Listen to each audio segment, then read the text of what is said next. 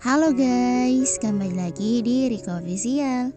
Jangan lupa like, komen, dan subscribe ya. Aa, Arta tersentak kaget, pipinya dicubit keras oleh Gita, gadis manis yang kini menjadi kekasihnya.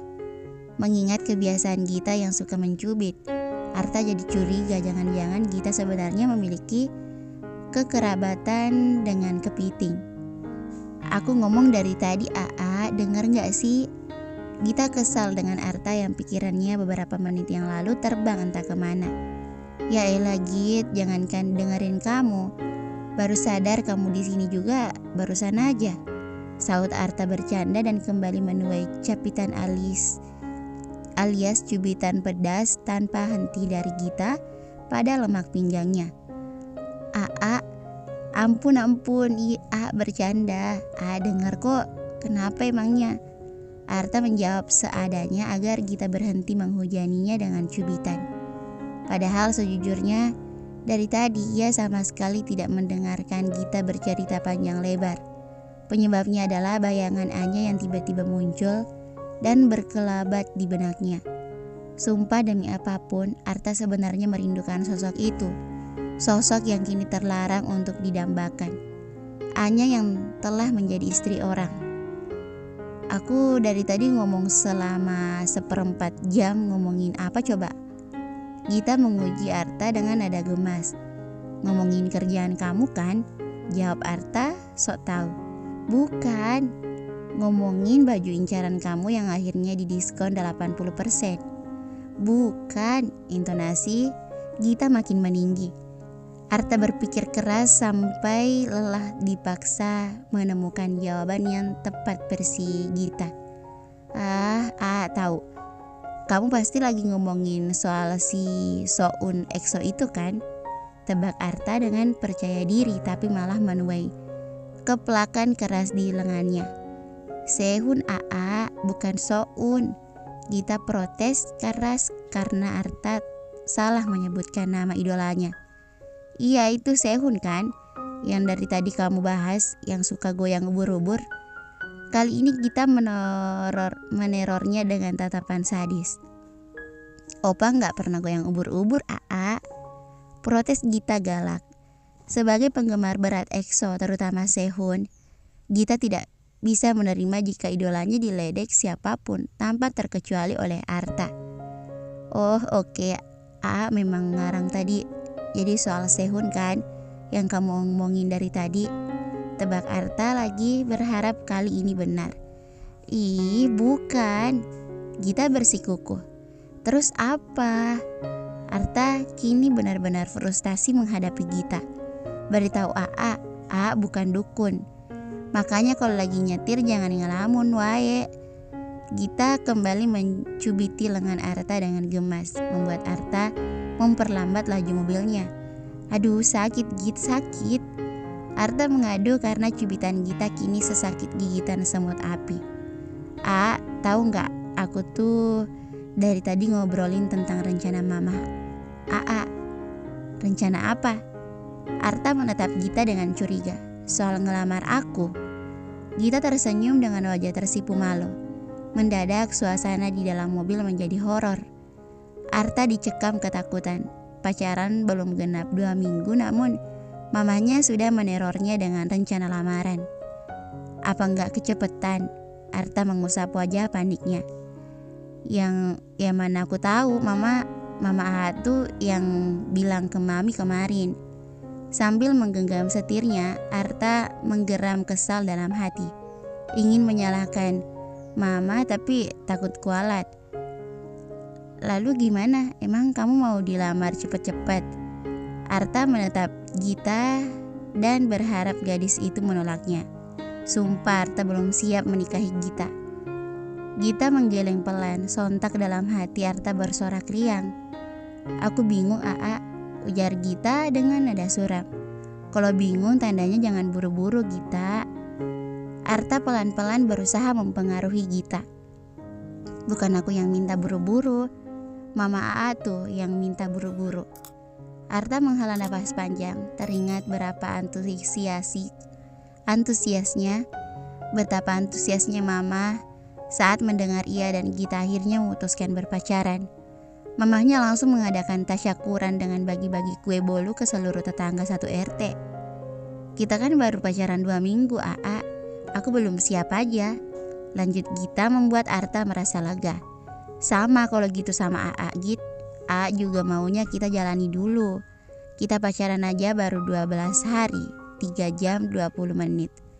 Arta sampai menunjukkan 2 jarum di arlojinya. Lagian kita juga belum lama mengenal satu sama lain.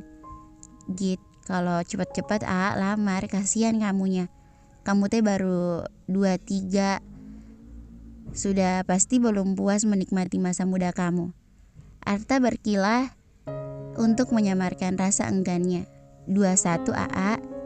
Gita protes. Iya, salah dikit. Lagian kamu bakalan 23 juga.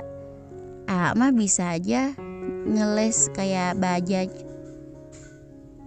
Lagian kamu juga belum tahu jelek-jeleknya sifat AA.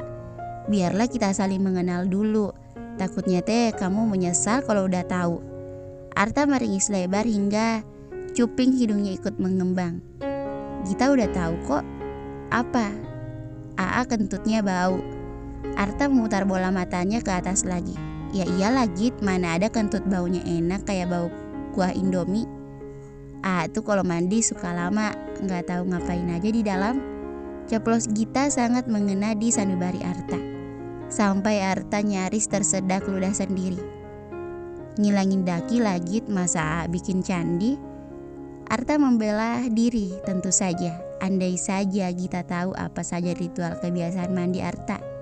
Saat mandi Arta suka sering luluran, berkaca lama-lama untuk membanggakan otot tubuhnya yang tak seberapa hingga bermain menghabiskan sabun.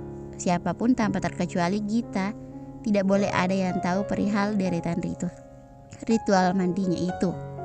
Abis itu aku juga tahu kalau AA tuh genit. Disebut genit oleh Gita, Arta tersentak kaget. Tahu dari mamah juga? Enggak lah, aku pernah lihat sendiri. Gita terkekeh geli melihat ekspresi panik Arta.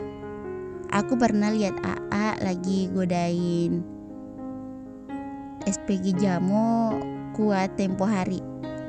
Oh, Arta kali ini tak berkutit, langsung menyesal sudah berburuk sangka pada mamah tercinta. Kok masih mau sama AA? Gita melihat ke langit-langit mobil sambil berpikir sesuatu yang membuat Arta jadi penasaran. Apa sih yang disukai Gita dari dirinya yang playboy gamon alias gagal move on? Daripada nggak ada, jawab Gita sambil nyengir nakal dan memilih memainkan ponselnya. Kali ini Gita berhasil bikin Arta meringis prihatin.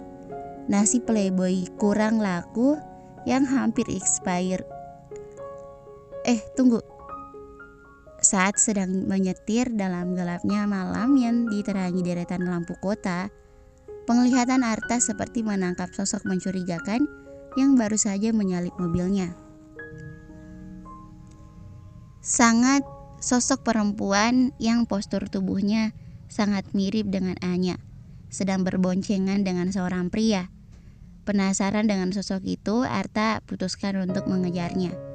Kenapa, kok makin kenceng nyetirnya? Tanya Gita heran kenapa Arta mendadak mempercepat laju mobilnya. Kayak lihat teman di jalan, jawab Arta cepat. Tapi kosan Gita kan belok ke kiri, ngapain jalan terus? Gita menyadarkan Arta. Aduh, kita jalan-jalan bentar oke?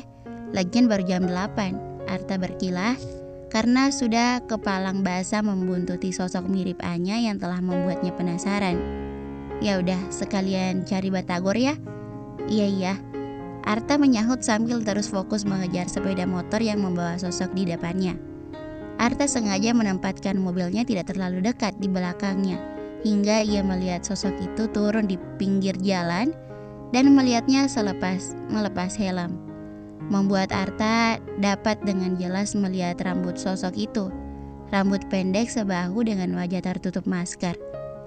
Arta menghela nafas panjang, tidak seharusnya ia mengikuti sosok itu. Sudah pasti sosok itu bukan Anya yang selalu memiliki rambut panjang yang indah. Arta akhirnya melepaskan sosok itu dan membiarkan sosoknya hilang masuk ke dalam gang kecil. Aduh aku kebelet pipis nih. Terdengar renggekan Gita yang membuatnya sadar ia sedang berasa bersama gadis manja kesayangan mamahnya. Arta menatap Gita dengan tatapan, "Kenapa harus sekarang, Git?" "Tahan, Git," pinta Arta sambil kembali fokus mengemudi.